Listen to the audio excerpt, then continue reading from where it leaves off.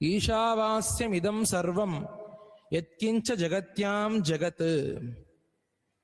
ஞானம்னா என்ன, ஞானத்தை எப்படி அடையணும் அப்படின்னு கேட்டா, எல்லாரையும் சமதர்சனமா பாரு, எல்லாரையும் ஒன்னா பாரு. சர்வத்திர சமதர்சனம் பகவான் சொல்றார் கீதையில. ஞானம் அடைந்தவன் யாருன்னு சொன்னால் எல்லாரையும் ஒன்றாக பார்க்கக்கூடியவன். என் அண்ணன், என் தம்பி, என் கூட பிறந்தவன், என்னுடைய சகோதரன் என்று பிரித்து பார்க்குதல் கிடையாது.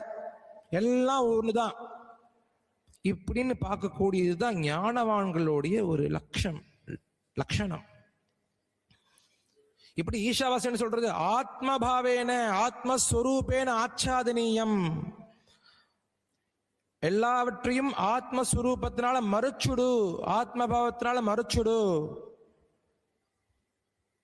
எத்கிஞ்ச ஜகத்யாம் ஜகத், லோகத்துல என்னவெல்லாம் இருக்கோ அவை அனைத்தையும் ஈஸ்வர பாவத்தினால மறுச்சுடு. வச ஆச்சாதனேன்னு தாத்து. அப்படி மறைத்தா என்றால் உனக்கு ஞானமானது சித்திக்கும். புஞ்சீதாக, நீ எந்த ஞானத்தை அடைய வேண்டும் என்று நினைத்தாயோ அந்த ஞானத்தில் நிலையாக இருக்க முடியும். அதற்கு என்ன பண்ணணும்? எல்லாத்தையும் ஈஸ்வர பாவனையால பாரு.